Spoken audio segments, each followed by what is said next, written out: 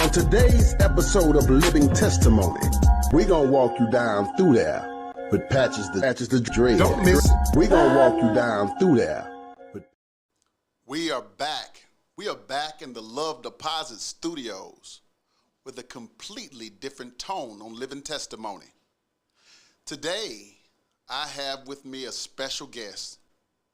Right now, I want to introduce you to Miss Sheila. Welcome to Living Testimony. I'm so glad to have you here with us.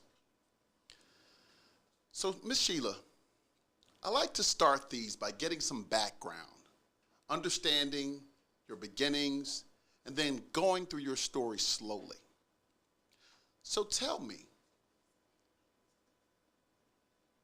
where are you originally from?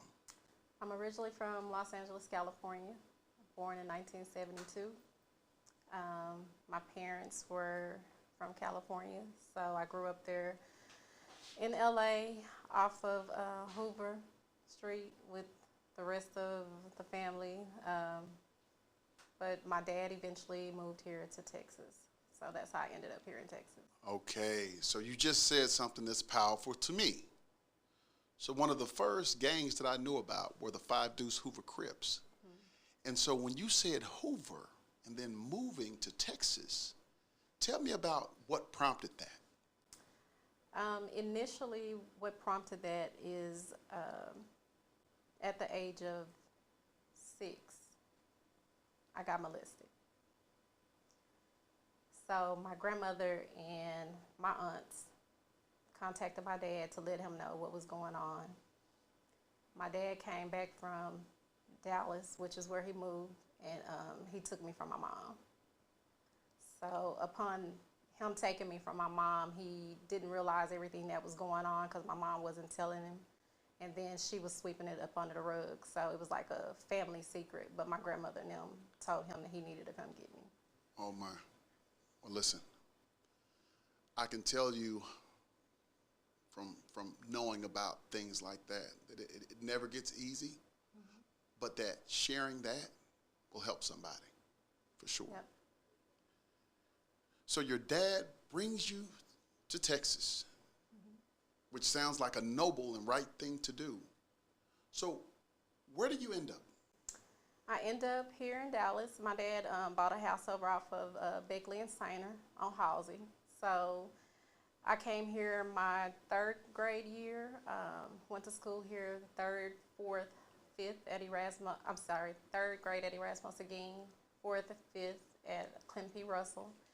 And from there, like during the summer times, I would go back and visit my grandmother. Mind you, I never saw my mom after my dad took me from her. So I never saw her again. Oh, wow. So I didn't eventually, like I said, I go back and forth during the summer to see my grandparents who stayed in Paris, California. So I would visit them, and then I'd come back, and I eventually went back there and stayed in Lake Elsinore in Paris and went to school from 6th, 7th, 8th, 9th, and 10th in California. And then I came back here and went to Maceo Smith. Okay. So I'm going to walk you back down, mm-hmm. just so that I get an understanding. So again, your father did a noble thing. He brought you down here. Mm-hmm. You went to school.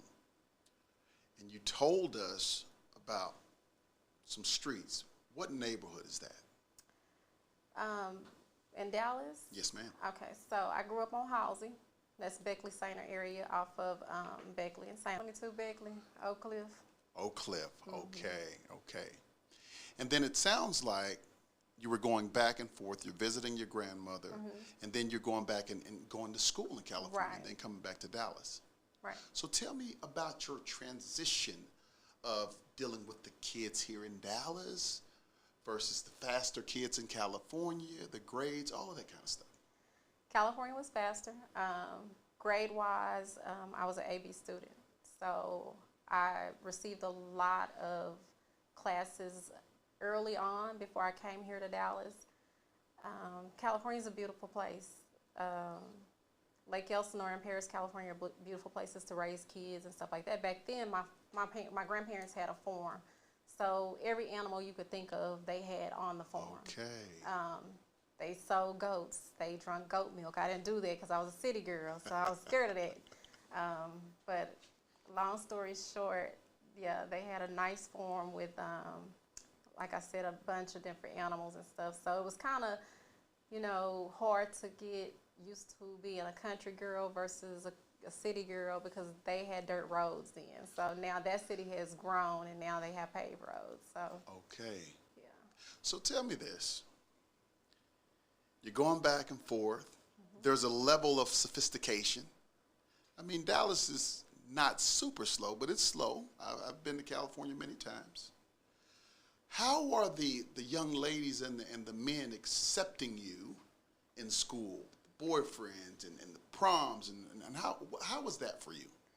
So coming to Dallas was a little difficult because, mind you, I'm probably about, like I said, 90 pounds, real small, quiet, smart. So it was a transition for me because coming to Dallas, not saying that there weren't any smart kids, but because I was smart, I had people that didn't like me for being smart. And so I got bullied a little bit.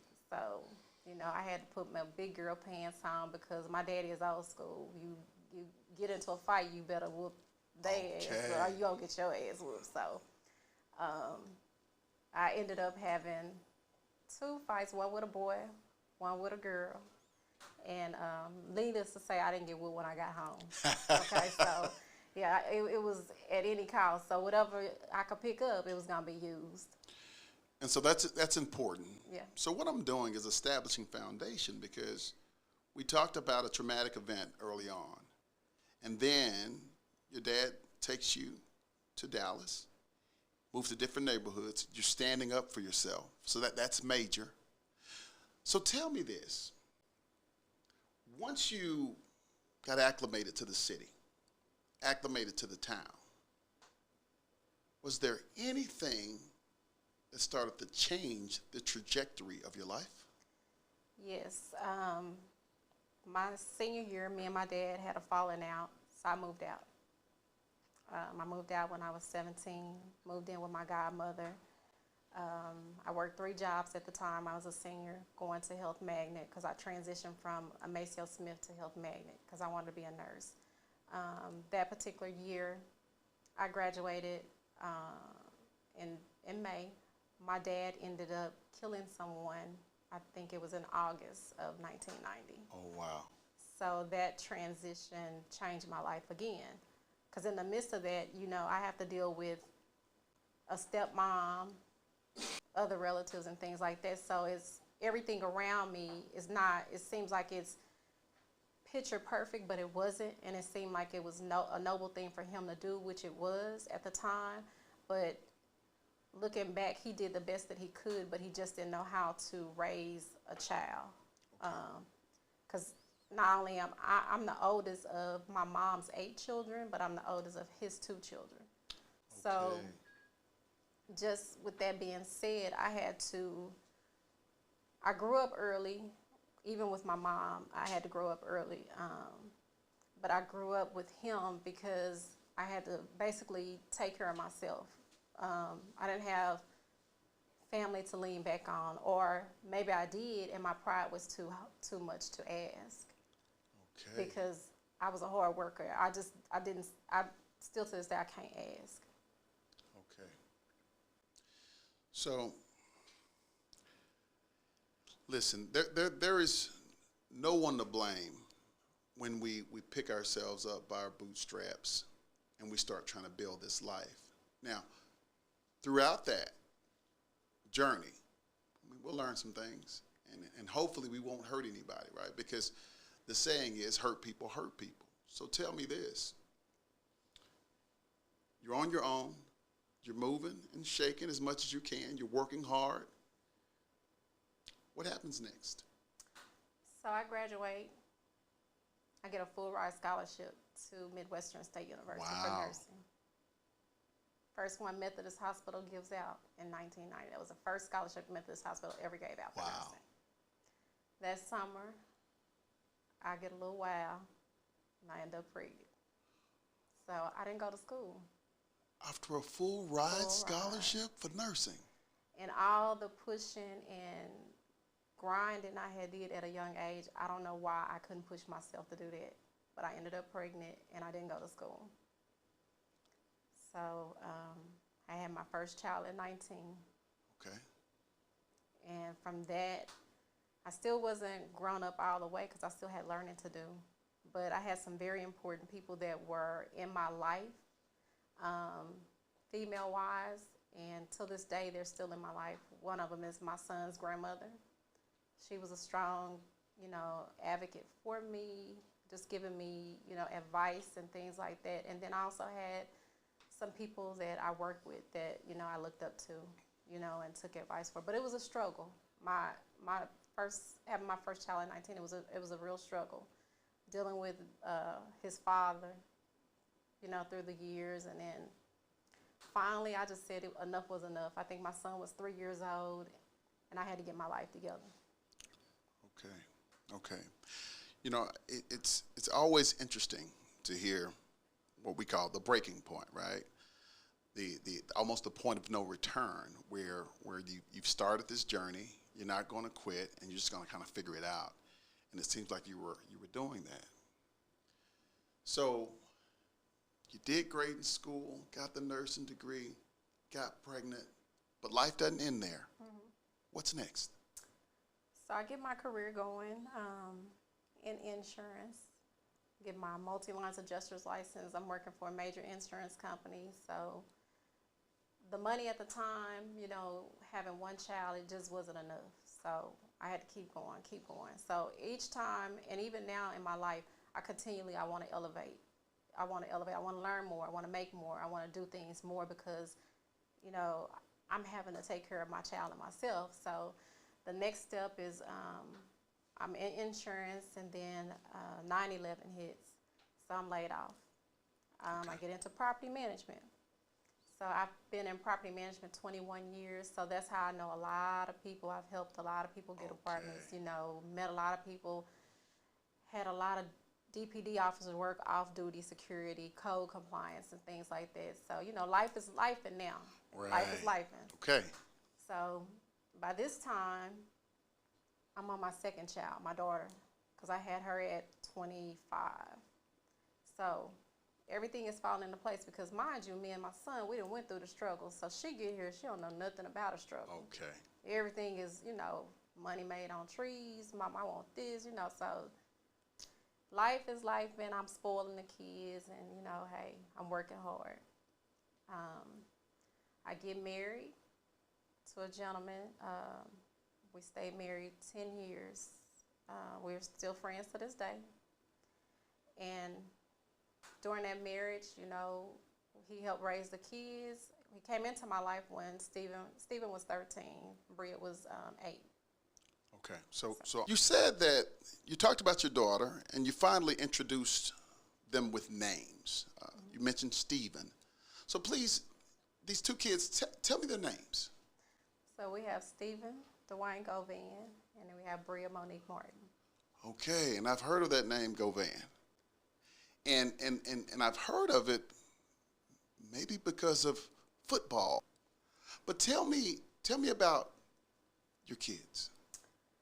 Stephen played football for the Boys and Girls Club at Linfield. So he played football. He started at the age of 5, and he fell into playing basketball. Basketball became his strong point, although he played baseball as well. Okay. Bria, I had her in cheerleading. That's just something that she didn't want to do, but I made her do it anyway. You have to realize children are different. So Stephen was more outgoing, Bria's more to herself. And, that's just what I had to learn, so. Okay, so no matter what sport it was, it seems like Stephen was very athletic, and then you found another lane or understood the other lane for your daughter, correct? Right. Okay. So Bria, she liked journalism, and she did communication at Lincoln. So she studied communication at Lincoln. Okay, so it's perfect to reflect and look back on it, because I think I said that you got the degree, but I meant you were offered a full ride scholarship. Yes.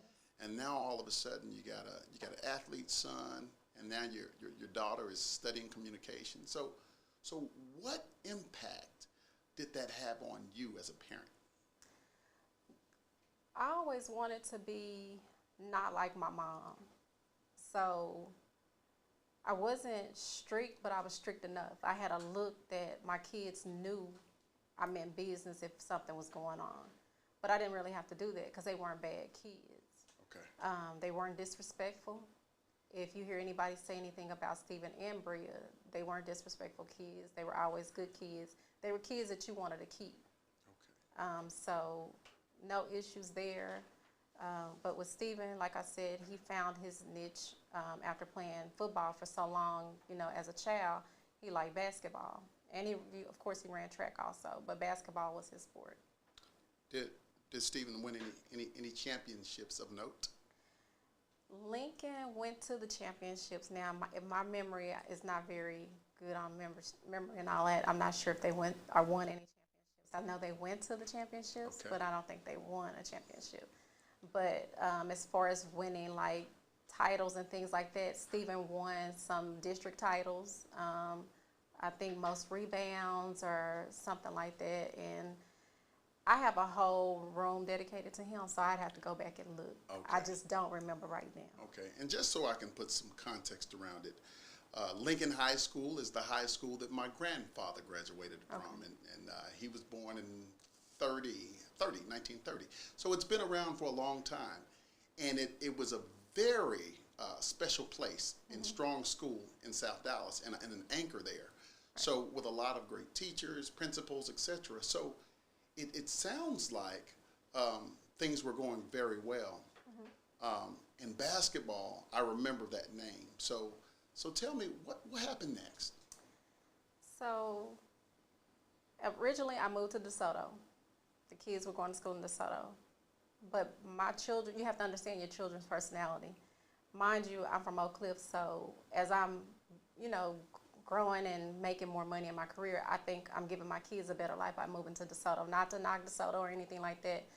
DeSoto's a great area, but my kids, school-wise, just didn't fit their personalities. Okay. And I had family that went to Lincoln, so I transferred Stephen to DeSoto, while Bria is 5 years younger than him. She still attended McCowan. But after going through middle school, she wanted to go to Lincoln, so both of them eventually went to Lincoln and graduated. Okay. So you were still living in DeSoto, but the kids were going to Lincoln. Right. Okay. So how was that? Did school go very well? School was fine. I can honestly say Stephen gave me a run for my money. I'm sorry. He had a personality out this world. So he was lovable, great big heart. It wasn't an ugly girl in sight. Everybody was pretty to him. Okay. So if you did something to him, you had to really do something to him for him to dislike you, because he was just not that type of person, not to like somebody just because. Okay. Okay. So it sounds like, life started kind of tough for you, and things started going a bit better once you got here. So tell me, what happened next? So Stephen graduates in 2010. I sent him to prep school down in Mississippi, not because of grades or anything like that. The prep school was to get him to the next level, which the next level of our plan was for him to go overseas and play basketball. Our plans didn't go accordingly because that was not of God's plan. He came home to visit the fall of 2011, and he didn't go back to Mississippi. He started going to Jarvis Christian College. Okay. So he went down to Jarvis. From my understanding, grades were fine. He was doing fine, but he was up and down the road from Tyler to Dallas.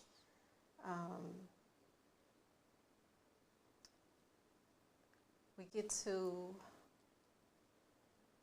Christmas break. So he's here for Christmas break. And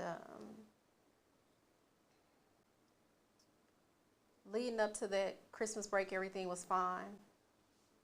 And that Saturday, I remember him saying he was going to go to a birthday party for one of his friends that he went to school with at Lincoln. So that was all fine and things like that. He didn't come home that night. Mind you, Stephen's grown at this point, but I always would check in with him, or he's going to call me, I'm going to call him. Right. So that morning, Sunday morning, I tell Bria, I said, call your brother and tell him to come home and eat Sunday dinner. Normally, I would have been getting ready to go to church because at that time I was attending Antioch Church on Hampton. Yep. So that particular morning, I didn't go to church. I got up and I cooked, and just so happened I cooked his favorite things.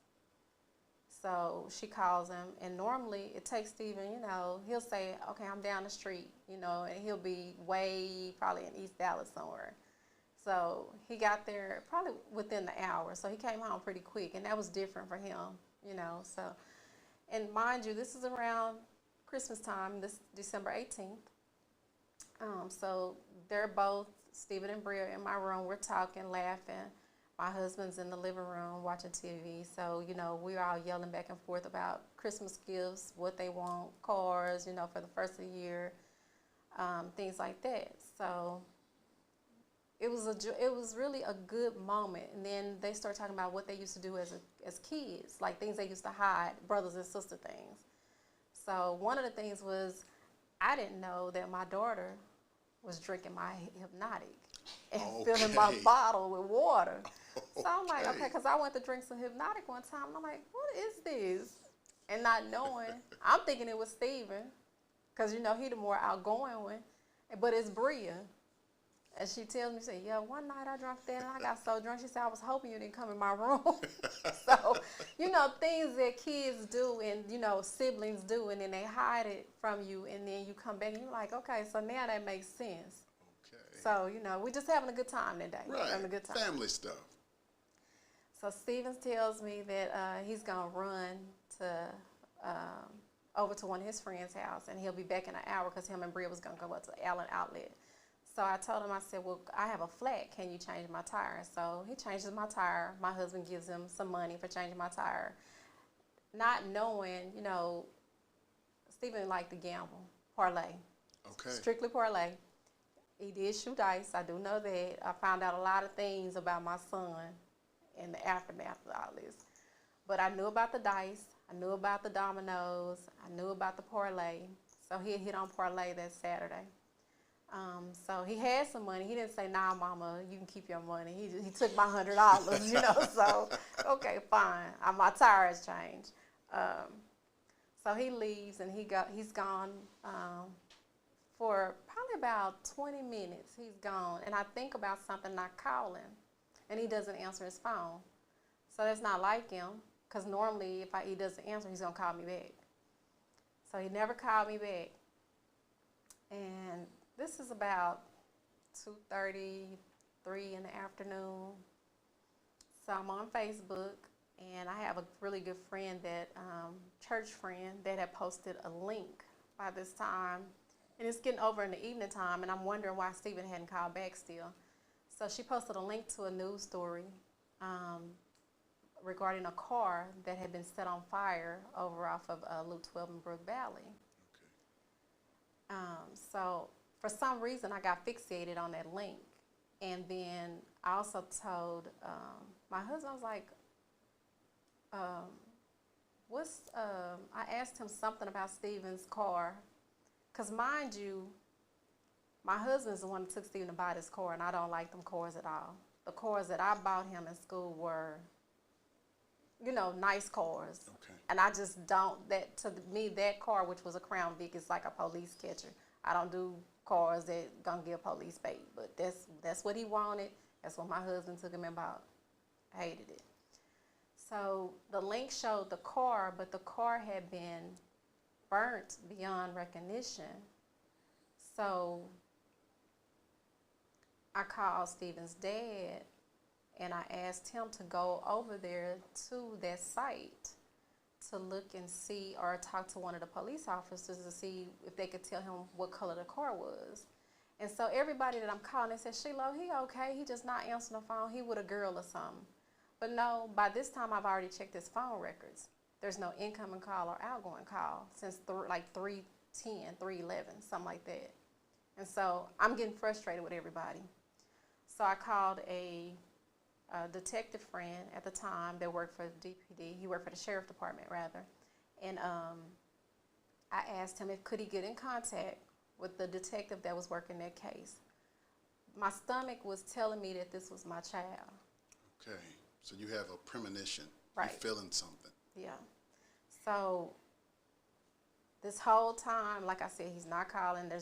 That's not like his phone not to ring with the amount of friends that he had, whether it's a girl or a boy or just period. He's not the type not to answer or text back. So everybody's telling me I'm overreacting. So the sheriff officer that I know, he gets into touch with now to be known Detective Thompson. So Detective Thompson calls me. He said, "Why do you think this is your son?" I said, "Can you please just check the VIN number of this car?" Because mind you, Stephen's dad goes over to the scene. They tell him it's a white Crown Vic. That's how badly it was burned. Stephen had a blue Crown Vic. So as I'm giving Detective Thompson the VIN number, he said, "Okay, I'm gonna call you back." But I can tell by the tone in his voice how it changed that he already knew. So he said, "Okay, I'm gonna call you back." So it was probably about 30 minutes to an hour. He called back and he said, "Can you tell me what was Stephen wearing when he left the house?" So I tell him what Stephen was wearing. Stephen was wearing his basketball shorts, and then over the basketball shorts, he had some purple Lincoln jogging pants and a white t-shirt. So I give him that information, and I guess they do their due diligence all through the night. By this time, you know, everybody's calling and, you know, saying that that was Stephen, and I'm saying, you know, okay, I knew it was because I had that feeling. But Detective Thompson calls back and he verifies the VIN number match. Oh my. Oh my. So we're at the point now where, okay, the VIN number matches, and he tells me to bring Stephen's dental records down to DPD that next morning. Okay. So everybody's over to the house, and they're saying, "No, Miss Sheila, that's not." I said, "Yeah, it is. It is." My gosh. So I get on the phone. Mind you, we've been going to the same dentist over 20 years. So I called the dentist. They say, "Yes, Sheila, we'll open up, you know, early. Come get the records." So me and my husband, we go get the records, and Steve's dad meets us at DPD. Because mind you, this Crown Vic, he got out of Pleasant Grove. So they asked me to go get a second key. So I called the car lot and asked them if they have a second key, told them what was going on. They said they did. So I go get the key, the dental records, and we're down at DPD. So this is Monday. By Monday, they kind of have already pieced everything together. They're just not telling everything. So, you know, everything is going on Facebook. It's so many different stories. It's this, it's that, the third. And I'm just, you know, like, okay, I need some answers. We meet with Thompson. We give him everything we got as far as what Stephen had, what he did up until that day. And he tells us that he's going to, you know, get back with us, of course. Of course, they do have to do their due diligence and their investigation and things like that. So by this time, you got people telling us, you know, they know who did it, you know, who the boys are, and this, that, and the third. So I reached out to one of the moms of one of the boys that had been accused. So we're inboxing. And she's telling me that she's looking for her son, too, because supposedly he was in the house and she's worried about him. She hasn't heard from him or anything like that. Well, lo and behold, she had heard from him that Sunday when it took place, because he went home and told her exactly what he did. That Sunday night, she got him out of Dallas. She hid him. She got him out of Dallas that Sunday night after it happened. My word. So you went from a tough situation moved down here, got married, raised a family, and you lose your son. And in the midst of losing your son, you're having to kind of play detective. Yes. So, yeah, I stayed up. I didn't get any sleep for about 2 weeks. I know straight. I'm up.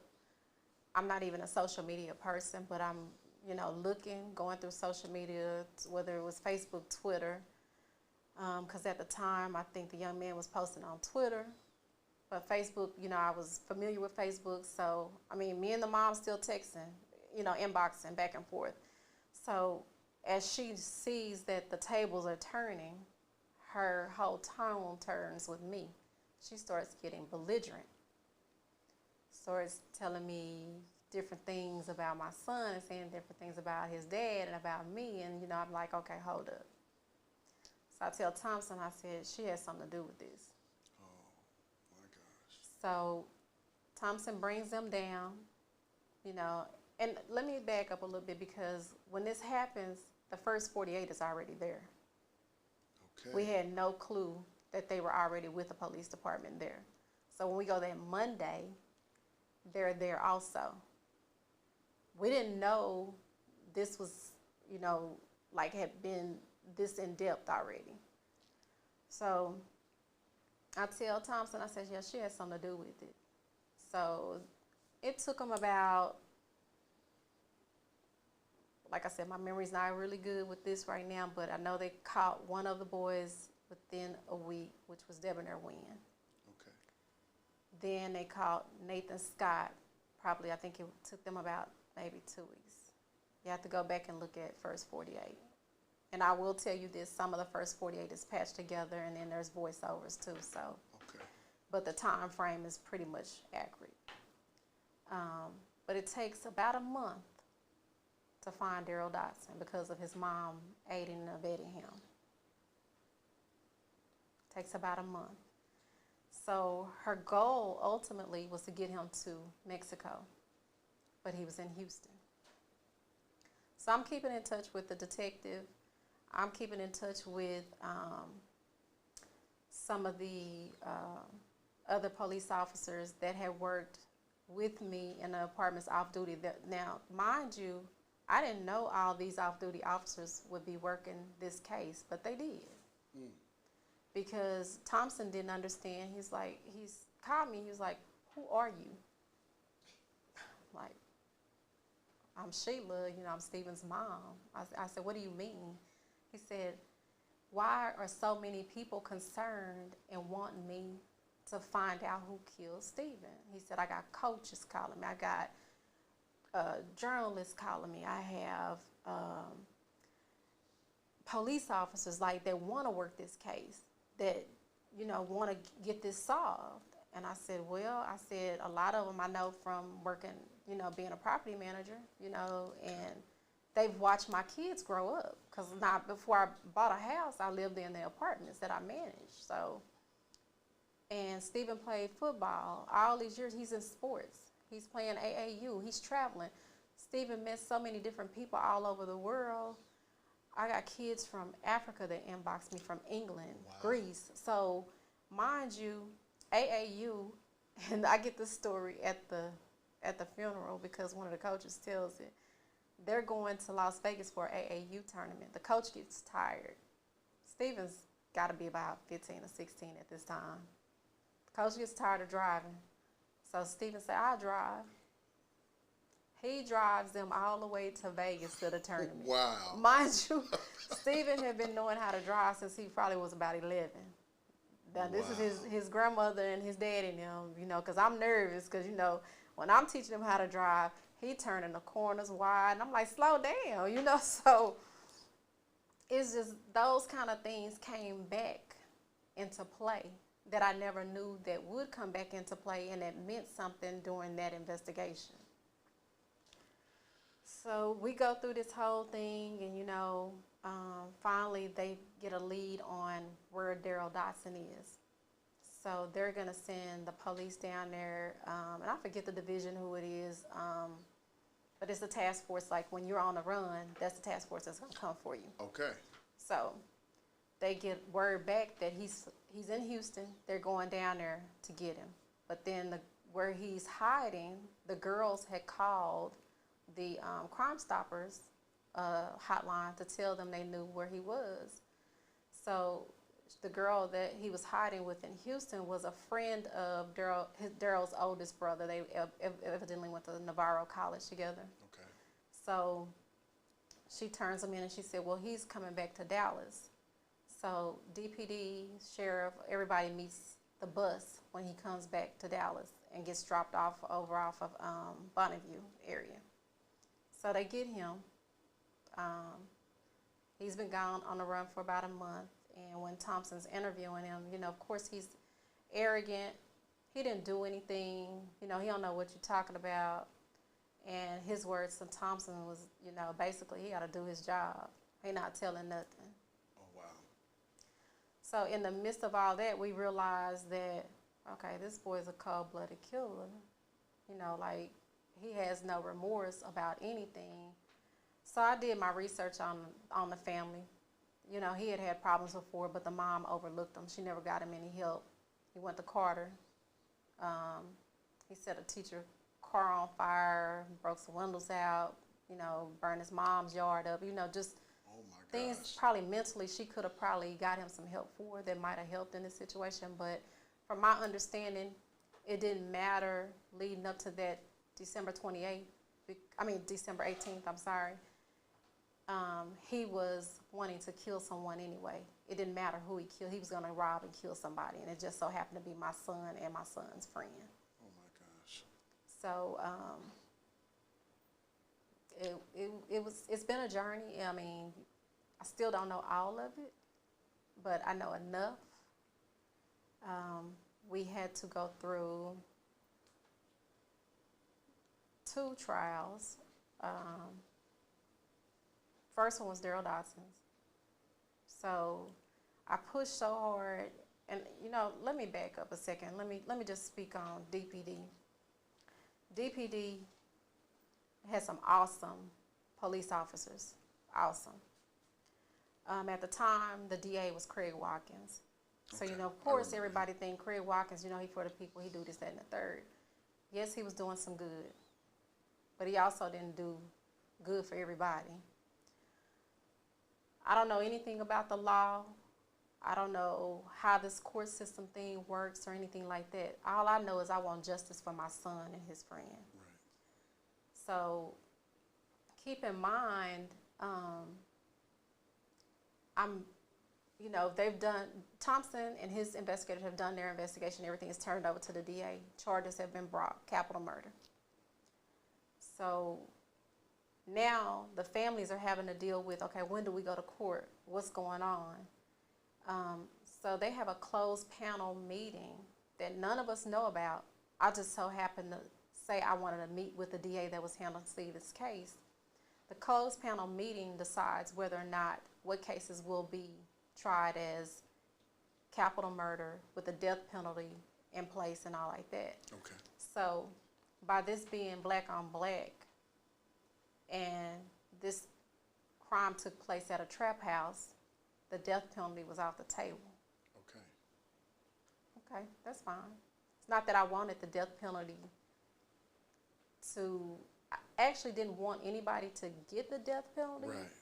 but I wanted that to be an option for the jury. You understand what I'm saying? You wanted your son and your son's memory. You wanted him to be humanized. Right.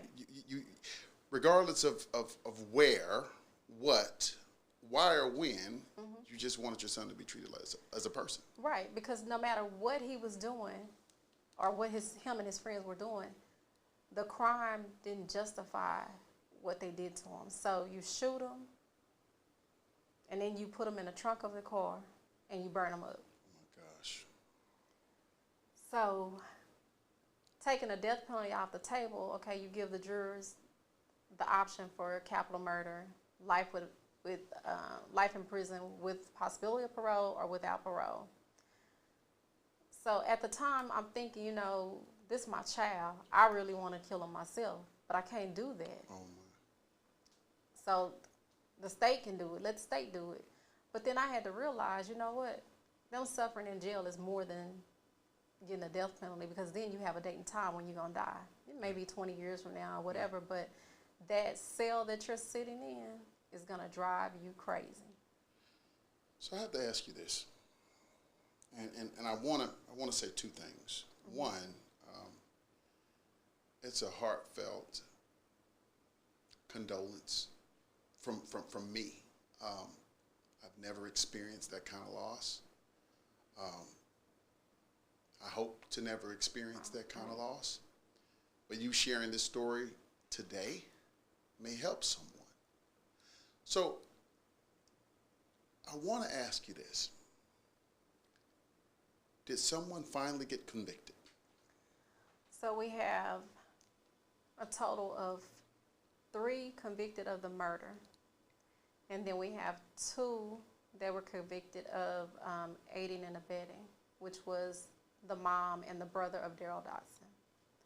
So Daryl Dotson has life in prison without parole. Nathan has life in prison. He cannot come up for parole until 40 years. Okay. And then Debonair Wynn has 30 years, no parole at all, so he has to do a flat 30. The brother and the mom received 5 years deferred adjudication for their role in it. So that has been over and done with, which I think was very light considering what, you know, she and her son did. But I will tell you this, even after all going through the trial and all like that, and, you know, we've had picnics and balloon releases and things like that, and I used to keep an area where the car was found off of Brook Valley with crosses and balloons. And so one year I just happened to be down there, and a couple of Stephen's friends from Lincoln were meeting me down there because they would help me clean the area up and things like that. So Daryl Dotson's brother, the one that helped him, stopped through there because the grandmother actually lived in that area. That's how they knew where to dump the car, because the grandmother's house faced the field where they dumped the car. Oh my. So he knew that area before they built that Walmart on Loop 12. So Stephen's friend and I were down there, one of them, and then the brother pulls up, and mind you, this is 5-6 years later, and he gets out and he said he wants to apologize. So I tell him, I said, look, you don't owe me no apology. I said, I want you to get back in your car and leave, because I'm still not over losing my child. Never be over it. What I do is I learn to deal with that void every day. Okay. I try to keep myself busy, but that's even hard, because no matter where I go in the city, I know my child has been there at some point because he had friends all over the city. So instead of him getting in his car, he wants to argue with me and the friend. And I pleaded with him. I just pleaded with him. I said, please go. I said, go. I said, because if you don't, I said, the next one that pulls up, I said, he's going to kill you. Wow. And he said, no, nobody's going to kill me. But no, he was going to die that day.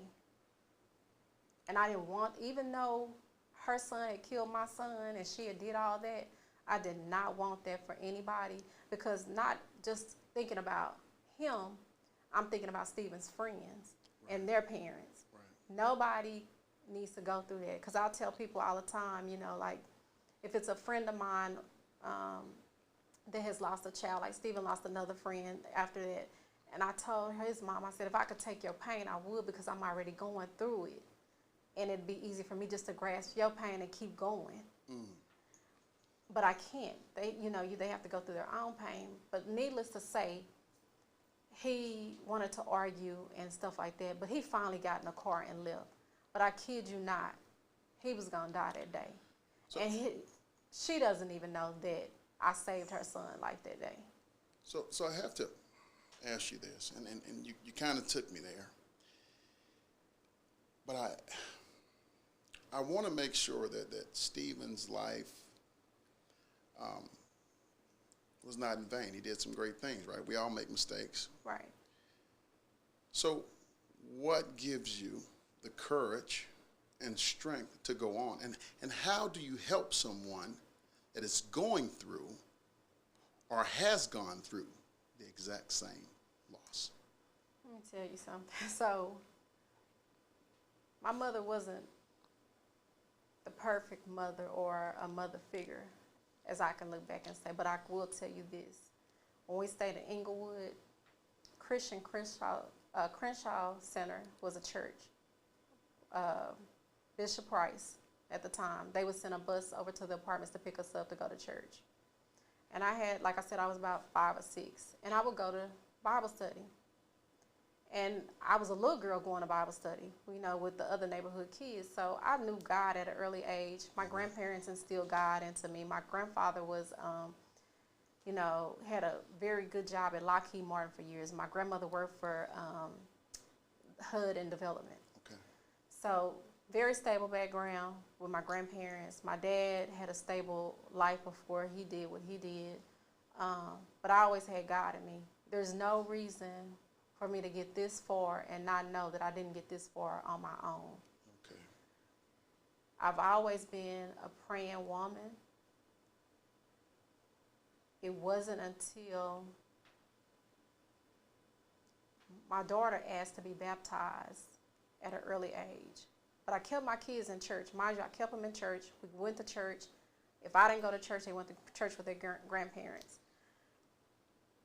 But not knowing that being that praying young lady and growing and still having God and putting God first, and even though I'm still doing what I'm doing, like I'm not perfect, because you know, I was in the streets, but my name didn't ring in the street. I was kind of like that quiet one, you know, like, okay, she quiet, but don't mess with her, you know, like, you know, had a few boyfriends, you know, from the hood, but different story. But it's like, I always knew my stable and my foundation was every Saturday when I lived with my grandparents, I had to read the Bible to my granddaddy. Okay. Matthew is my favorite book in the Bible. Okay. So that being said, I instilled that with my kids. They both were baptized, both grew up in the church. That's why I knew when all this happened, and from the testimony that was given in court, what they said Stephen's last moments were, I knew where my child went. So yes, it's easy to say, don't worry, because you know, he knew God and all like that, but I'm still human, I'm still a flesh, so I worry. I'm a natural worrier because I'm a mom. So just to keep going, this is something that you have to do every day, because I can honestly say, I got to that point when he got killed, where I knew, like, if people committed suicide, I could see that dark area. I got to that point where I drank every day. I went through a stage where I was drinking every day and going to work like nothing. Like, you got some functioning drug addicts. I was a functioning alcoholic. Okay.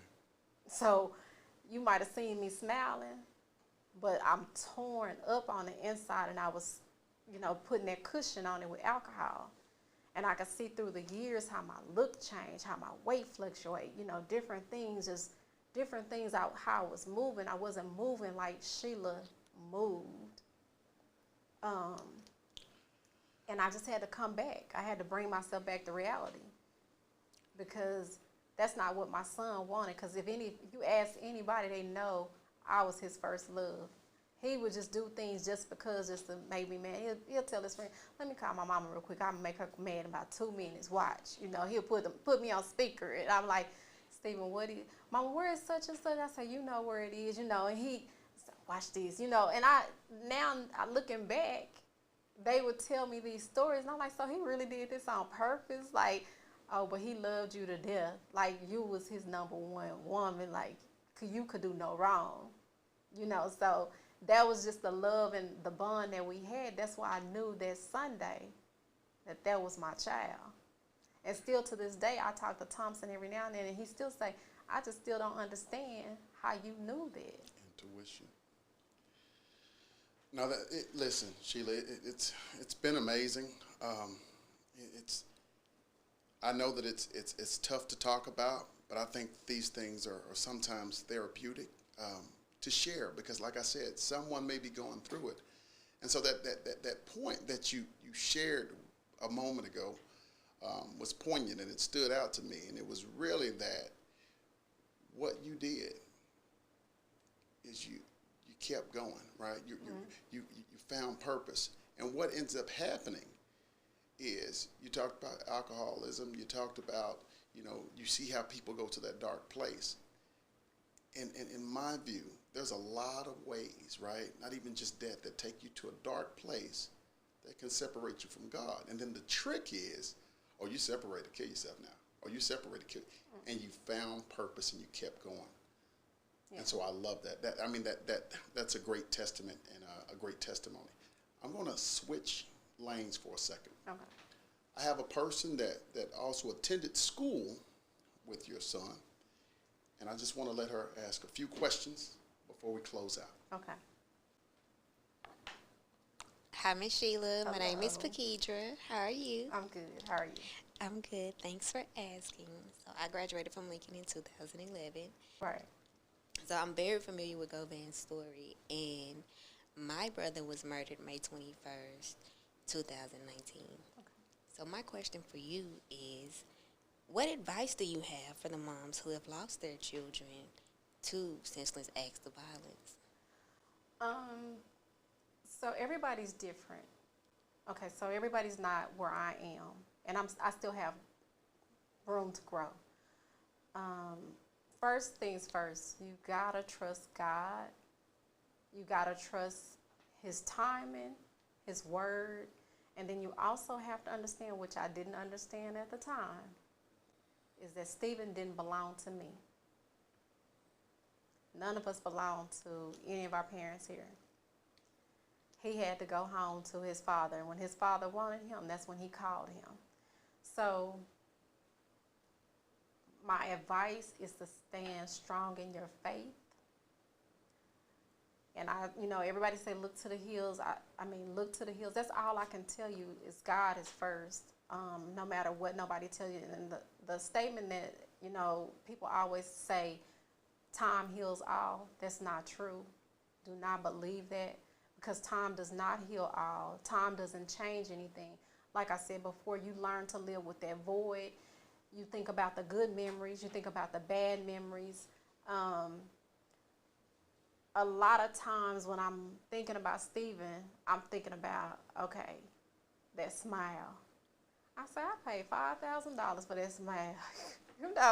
Even though it's inherited, I paid money for that smile, or all them AAU fees, or all the haircuts. And then with Bria, it's like, I remember, and it's funny because she, it was a tug of war with them. He's a Taurus, she's a Virgo. So Steve would like to agitate his sister. And she would always say, Mom, I'm going to kill your son, I'm going to kill your son. So they would get into fights. And one time I was cleaning her bedroom up, and I had picked up the mattress to do something. I said, Brie, why are all these knives up under your mattress? Because I'm going to kill Steve. He keep bothering me in the middle of the night. Okay, that was that sibling love. She wasn't really going to kill him, but, that's that sibling love. But I just look back and I think about all the memories, whether it's with his sister, his other siblings, because he has other siblings as well. His cousin, his grandmother. His grandmother wasn't even his grandmother. It's really his mama, because that's what he called her. The coaches, like one of his classmates. It's funny because if something happened, because Steve was a class clown, and I had to go up to Lincoln a couple of times. And they'd be like, oh, here come Miss Cooks, or it could have been, here come Govan mama, I didn't stop at the metal detectors. After a while, I was just like, so you just have to start looking for brighter, positive things. And then I'm going to tell you this also, some things you have to cut off, whether it be people, things, or places, because those things can trigger you, or those things are not good for you. What I look at now, whatever soothes my peace of mind, I'm going for it. So if you're not helping me with my peace, and I don't care who it is, friends, family, husband, I can't deal with you. I just can't do it. But the first and foremost thing is to pray and make sure that you always think about that person in a positive light. And it may be some things that weren't, always positive. Everything is not perfect. Like I said, nobody's perfect. Everybody gonna make mistakes. But we live today to be a better person tomorrow and going forward. So now when I say, if you look at me, I got more years behind me than I got in front of me, because I don't know what I got in front of me, but I do know what I have in back of me. And I know what I've been through. So I know going forward what I want to go through, so I can make better choices. I might not have made the best choices in my past, but at the time I thought those were the best choices for me and my children. So, you know, you just have to live and learn. So. Well, thank you, thank you. I have one more question. What words do you have for your son? If I could talk to him, girl, just that I don't have to say I love you, because he already know that.